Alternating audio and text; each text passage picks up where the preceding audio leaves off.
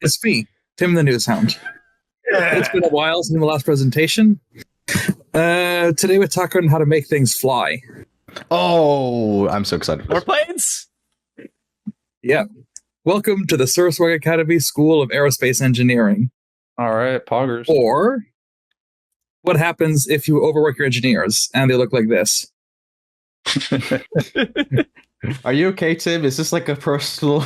Like, you want to? do you also look like a cartoon man who hasn't slept in days? Well, mostly, except that I have a beard. Nice. That's the only difference. Gotcha. Right.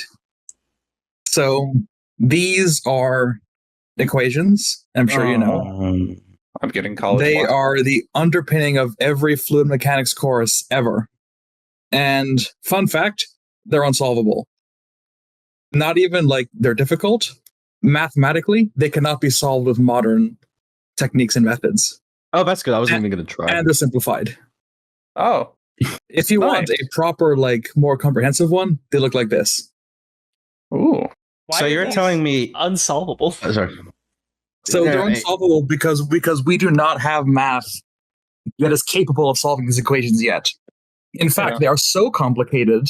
If you can prove a solution exists, you can win $1 million. Okay, so if you're telling me that if I can't solve it, and let's say, for example, Einstein can't solve it, then I am as smart as Einstein.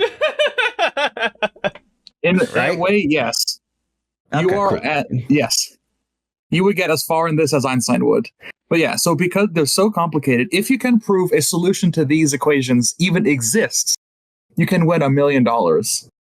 So anybody in the chat who's a mathematician and looking to make some quick cash, here's your challenge. I know the answer. All right. Tell me which enchantment. Free. That's a solid one. Gotta say. Literally just a Minecraft enchantment language. Watch in front of me. Watch in a couple of years, the answer be free. I'll expect $1 million in my bank account. Right. Anyway, no thanks. Don't want to deal with them. Lesson 1. These are called the Navier-Stokes equations. They're stinky. Lesson 2. Where do they put them? Anyone have a guess? Yeah, what in are the they? bin. What are they? Do I put them in the bin? Yeah.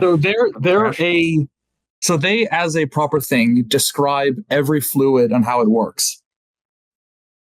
But the only problem is, to get that accurate, you need to be able to track every single individual particle in your fluid. Right. So forget it. Not going to happen. Oh, this is sorry. When I do liquid simulations in Blender, they have like a similar problem with as in the concept of it is the same. It's like you can't really make a realistic simulation of water because it's impossible to actually accurately track how water works due to how random. Exactly. Blender is limited because that equation cannot be solved. Yeah. So if all those like people who make the very high quality Overwatch 18 plus stuff, if you want better water physics, there's how you do it. You solve these equations. Easy, exactly. Right? Watch them do that now. Guaranteed. Yeah. All right, we already put them here. They're stinky. We don't need them. Hey, guessed it right. Out of here. We don't need them. Who wants fancy math anyway? Old fashioned or bust. Right. Sure. Here's how you properly build a plane. We have 2 examples here. And both of them are American. There are Russian and Soviet ones that are similar, but there's not as much known about them. And these have funny stories about them, so I picked these anyway. First one. This guy, F4 Phantom. Big, heavy, 1960s. Weighed 28 tons. And it was nicknamed the Flying Anvil. The Big Iron Sled. And when the Germans called it, they called it the Iron Pig. Damn. I like how it's like 28 tons on a long mission. Yeah. Like it's just missiles. Yeah. Missiles and fuel. Yes. Right. Moral of the story? Just had a bigger engine.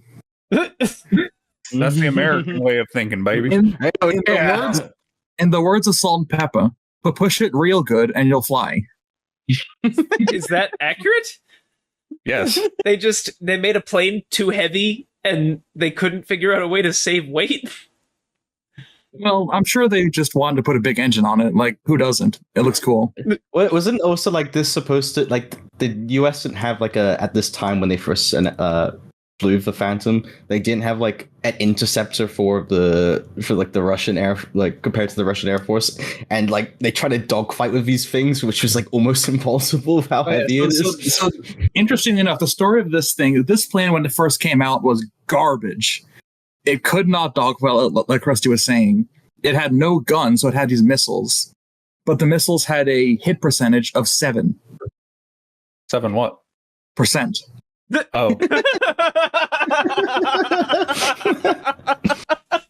and also the thing only carried like 15 missiles or maybe 20. The comedic. So you are more likely to miss every single shot than even get a hit. That's kind of impressive in and of itself. I understand why the Vietnam War was lost now. Yeah. There were, Anyway, in other words, L plus ratio plus you can't fly. Do you even thrust, bro? I better myself. I read a bit about the Phantom. It is kind of a dumb aircraft. Like, not even dumb. It's just the most American aircraft. The fattest, it is a biggest thrusters. Yeah, heavy, just raw power. Like, if it was just lighter, it could probably do like Mach 3, but it's just like, no, too fat, too heavy. There was somebody not somebody I know, but somebody gave the plane a nickname. Is that it's the only plane that looks like it was meant to. If it ate like a chicken or a bird through its engines, it would throw a barbecue from the back and keep flying. That's a good one. Yes, it's a portable barbecue machine. Mm-hmm. Anyway, our next plane, the F-15. Yes, This one's a little special. This is the best aircraft ever. Let's play a game. Can you tell what's wrong with this picture? I could tell you. I could tell you what's right about it. The fact that it's still flying. It has them chemtrails in the sky. Those aren't real. Those damn chemtrails. Yeah. Hint. That's what. It's missing a wing. I'm so glad to use that photo as well because I know exactly where you're going with this. Yes. Right. Who wants to be a millionaire? Man. Did this plane A, crash and burn spectacularly? B, start spinning and fly like a helicopter?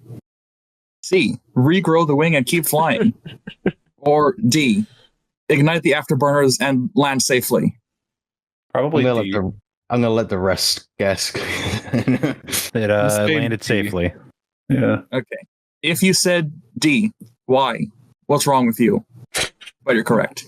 Process of elimination. The jets are really powerful. They can just keep it. It can keep going. Well, so at that point, the entire F-15 is the airfoil, right? Like it's no longer a two-winged aircraft. It's a single wing that is continuing straight. Yeah. Well, here you go. This is the plane coming to land. And then here is it on the ground. Yeah, this picture was not cropped. That it really did not have a wing. Yes, it was just missing one. But how? How did it do it? This is how. Your sheer Top Gear shenanigans. I hope I don't spoil anything like in the story. Like the only reason like I knew this thing would survive is the fact that it has the like 0 crashes or failures in the combat situation. So that particular plane, he's kind of right. It has 106 air-to-air kills and 0 losses. Good. It's hacking. It's just simple as that.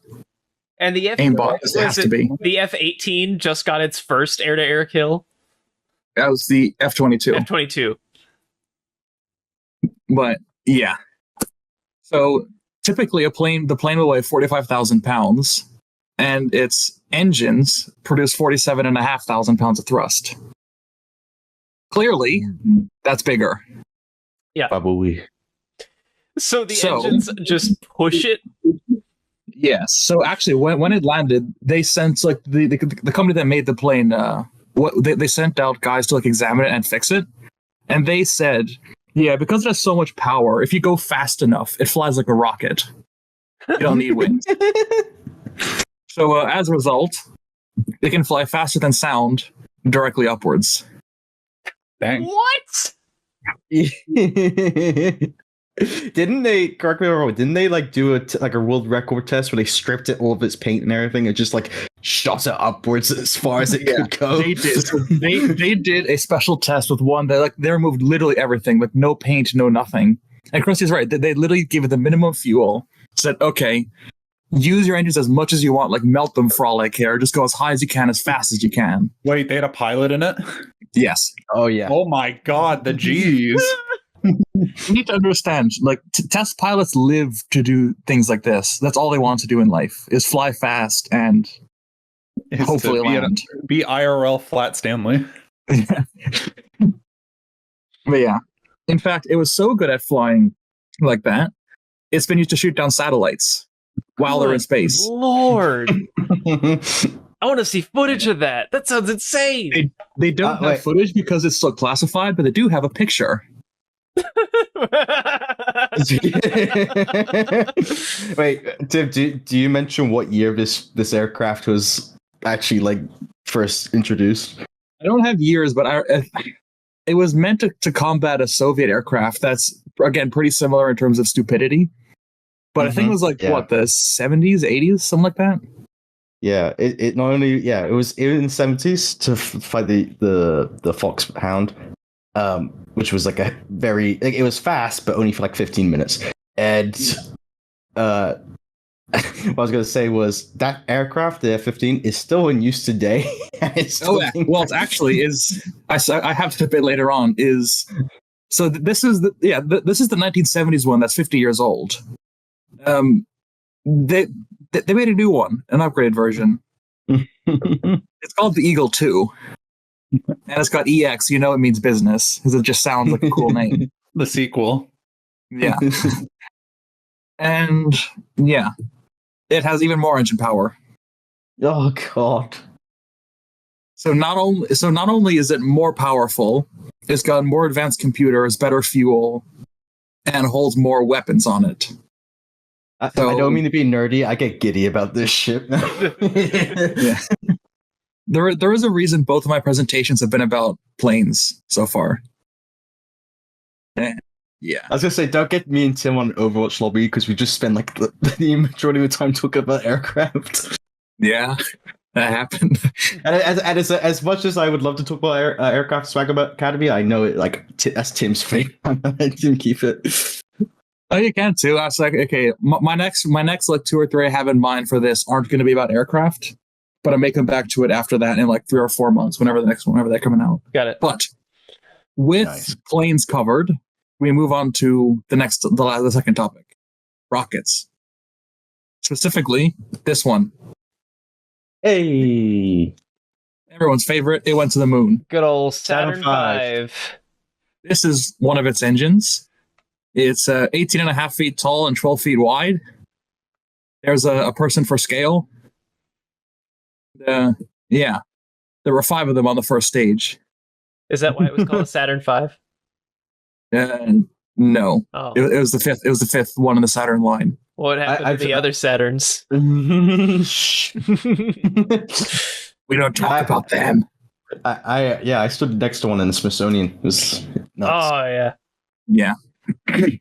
So, also, it's very powerful, like stupid powerful. So this is the fuel pump, and this is the generator that powers it. It's called a gas generator. And here's another quiz for you and for the audience members. How many horsepower do you think? Oh, no. Manuel in chat said so many mice could fit in there. Don't get me heated up again.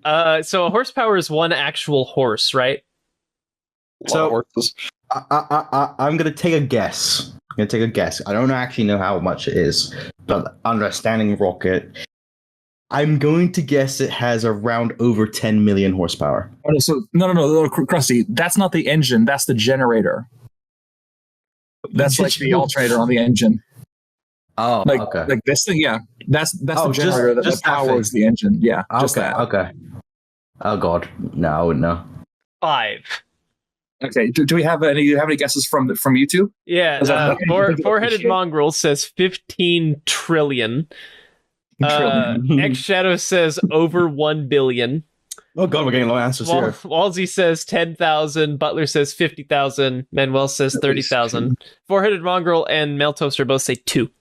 I'm gonna say 70,000 for Well, a real the answer real is guess. the answer 55,000. Oh, Oh shit! Butler was real close. Dang. Yeah. All right. Damn. Not bad. But it needs every single one of those horsepowers because of what the engine takes. This is it being tested recently because they're actually reviving the engine from the depths of the moon. I don't know. Speaking of thrust, there's a lot of it. Used to launch a Saturn V, each of the engines burns 2.5 tons of fuel per second, which is a large amount. And I imagine the gas bill was quite high, especially with gas being, what, $4.50 a gallon? Like, I don't even know what I could imagine that anything I own that's Can't over like even- 1,000 kg. Compare it to anything. Yeah. God. Like what? Like way more than your car in 5 seconds in fuel? These are one of those moments where, like, you know, in a FromSoft game where you enter an area that's like scaled to the size of giants, like talking about space and space travel and rockets and their amount of power, it just feels like I'm so small. I'm so insignificant compared to the amount of energy and mass these things can move. Dude, I learned about a quasi-star today. I think Yeah. is that how you pronounce it? Or yeah, like that fucking blew my mind. Yeah. Unrelated, but you mentioned space. So I'm like, oh my god. Like just Also, like, scaling. Also, like the scale of like black holes and how big they can get, just like it puts those like star-sized comparisons to shame. Yeah. Yeah. The sun is to a black hole what I am to the sun. Yes. Yeah, so each of the 5 engines burns 2.5 tons per second. There's 5 of them. And that means that the total thrust when it takes off. Oh, sorry. So there's a replacement engine. There's an upgraded version that's meant to replace the boosters, the solid rocket boosters. And those are the most current version. They have 1.8 million pounds of thrust each. That would make it the most powerful liquid-fueled engine in the world. Just a little bit above that Russian one down there at the bottom. So, yeah. A lot of push in it, if you will. A lot of push. Just a lot bit. of push. Bit of a nudge, in my opinion, but, you know. My question is how much the Starship does. You can compare this. So it's that F-15 Eagle that flew with no wing had 60,000. And yeah, this one gets into zeros before it even gets to that. It's 1.8 million. Jesus. Could you imagine like being at the bottom of that? Like as it goes off? Yeah, you just get feeling the force. vaporized immediately. Well, I meant like feeling the force. Oh. Not like just getting fucking lit on fire. I was watching this the first test launch of this rocket, and it lit up the sky like it was a second sun. Yeah, like it was at night, and it just like it made night into day essentially. Yeah. Okay. And finally, we have one more thing to cover: the pièce de résistance, if you will. It's this: the Aerojet AJ260. It was tested in Florida. They only ever tested 3 of them, but I think you might realize why. It was a solid rocket booster. The casing of where you can see like all the people around it here. That is 260 inches diameter, 6.6 meters. And it was so big you could walk through the nozzle where the engine is at the back, standing up. Oh boy. All right. And the third test, when it tested the most powerful, it was 5.6 million pounds of thrust, which makes it the most powerful engine in history. And it was so bright. That's what, 3 times as much as the rocket that they're just now implementing? Yes. And it was so bright, you could see it 80 miles away during the day. It's like that's a picture of the test, and the background you can see clouds in the background. So this is during the day. So it's almost it's brighter in some nuclear test sites. Yes. Because its only objective was to produce as much physical power as humanly possible at the time. So they were just shooting it straight up into the sky. I would love to know how many of these they would have had to like bury next to each other to move Earth. I just imagine like a beam in the sky and everybody like looks. Apparently, one of the reasons they stopped was they got complaints from. So Miami was, I think, like 37 miles away, something like that. Oh, they got complaints from people saying it was too bright. Could you imagine being a bird flying over it at the worst moment?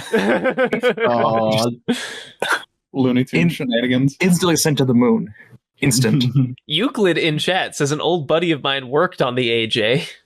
Interesting. Oh, interesting. Yeah. Interesting, yeah. And yeah, this is a colorized photo of the test. Again, it's daytime. Ugh.